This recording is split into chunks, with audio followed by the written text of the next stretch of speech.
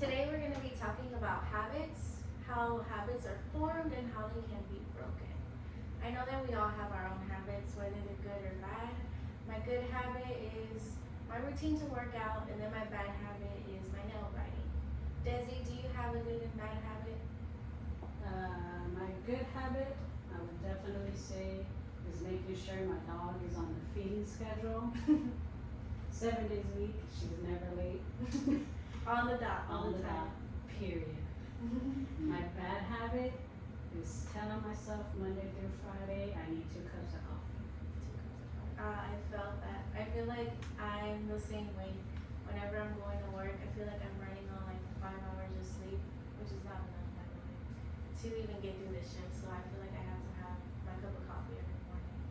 So that's a good example, especially with Roxy. I know that you always have her on the schedule. Every time at the same time, she's like, all right, I need to go feed the dog. And I'm like, oh, okay. So that is the habit loop. We all create our own habits, whether good or bad. The habit loop was popularized by Charles Duhigg in the book of The Power of Habits. It explains that it's broken up into 3 parts, which is the cue, your routine, and then your reward. Going back to my bad habit, which is nail biting, the cue would be stress. So let's say, for example, I have a test coming up on Friday. The cue is the stress that I'm going to feel until Friday. So my routine is going to be my nail biting because I'm used to doing it. Something that in my head is like, it's kind of associated with what's stressing me out. So the cue is the stress, and then my routine is the nail biting. The reward is the relief. So the relief is, okay, I got over it. I know that I'm doing it. So it's kind of gross, honestly, if you think about it, but that's just how it goes. Any questions so far? So is my reward, like at the end of the day, I get to go to sleep after a hard day's work? Technically, yes. What would be my cue? Me getting up? Or me getting the coffee? So we're going back to your habit of the 2 cups of coffee. Yes. So if your reward is your sleep at the end of the day, your cue would be, I believe it would be, I know that I got through my shift.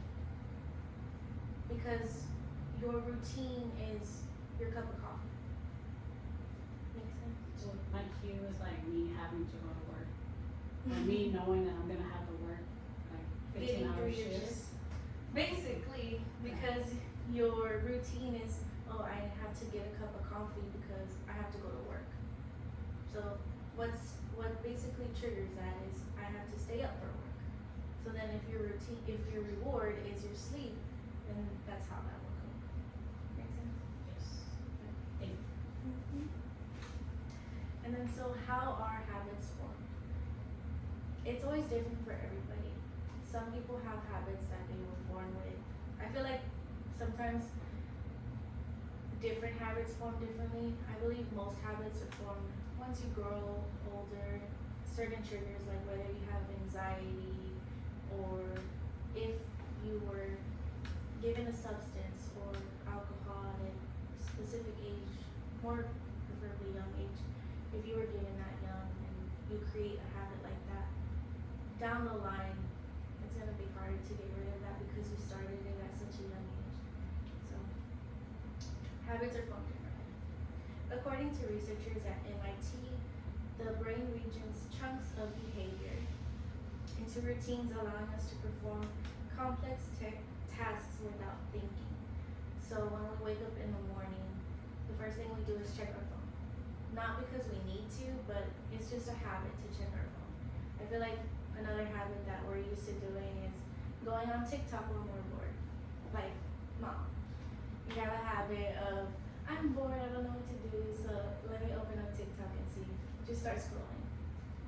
Which is fine. It's not a bad habit. You're not killing anyone, so it's okay. In my eyes. But habits like that we create and we don't even know.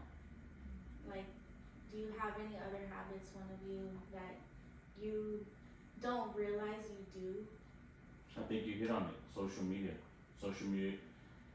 It could be a good and a bad thing. If you're building a business, it could bring you eyes to your business, but it could also be a bad thing if you're not using it for those purposes. You're spending more time on your social media, whether it be Facebook, Instagram, or any of these other platforms. It could take you away from being proactive in your workday. So I feel like social media there's pros and cons. Right. And definitely to piggyback off of that, you guys know I have my business. Like Bianca does not like social media. But when it comes to showing up as Beauty Sleep Co., I have to come as this person who I'm posting all the time, I'm active, I'm sharing the markets I'm gonna be at, I'm sharing the new products that's coming out. So putting out that content is gonna bring engagement towards us, which is the pro. We want the positive, we want the good to come. But yes, like you said, there's negative. People go online, they spread rumors, they show negative stuff, they make bad comments towards other people, and that's just what we don't want to do. Yeah. So then those people have developed bad habits. Yeah, and it's true. There's a lot of people who their whole life is, all right, let's go on social media, let's talk about everybody, like drama channels. Like, I mean, they make money off of it. We can't lie, but it just seems draining to always just have to keep up with all the celebrities, all the influencers, and everybody. Yeah, so they do create bad habits. Now, breaking bad habits. We eventually get tired of what we're used to doing and we want to move on and grow. Like those people who are sitting there on social media, they need to do that.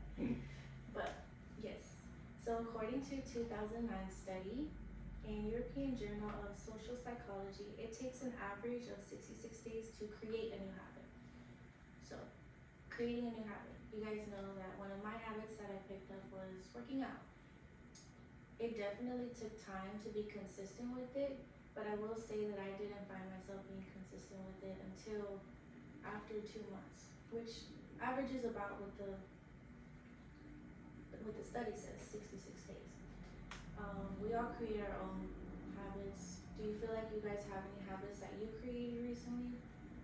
Whether good or bad? I'm on the verge of creating one right now.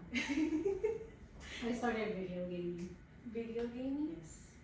You feel like it's taken 66 days of video gaming for you to actually call it a habit? Well, I never make it past 30 days. You're like, so it kind of It formed- starts off and then I fall off after 30 days. Same thing with working out. I can start it and I don't finish it. Right? Oh So- my god, is that a bad habit of mine already? Not you finding out you're starting bad habits. Yeah. But yeah, so like I said, 66 days to create a new habit. I feel like when it comes to getting rid of a habit, the timeline can be different for everybody. I would say, like, example, Dad, even though he's not here, he did have a habit for many years, smoking. And he started smoking like at 13, 15, at a young age. So for you to go from smoking at 13 and then deciding one day, oh, I'm gonna stop smoking, and you're like 40, that's a big difference already in your life. That's a huge difference. So it definitely didn't take 66 days to get over the habit. It took years. And then it's ultimately the person's decision whether they decide, I really don't want to do this anymore. So the timeline can be different for everybody, but just know that if there is a bad habit that you're trying to break, you can break it. No matter how long it takes, as long as you put your mind to it, you can get over it. Conclusion. So, whether it's good or bad habits that we form, I know that we can get past it, we can grow from what bad habit we form. Whether it's good, we can continue. I hope that you guys know that whichever habits that you're trying to grow from, you can grow from, in the bad ones. Even though it may take some time, you may have withdrawals, you may go back to it. If you put your mind to it, you can get over it.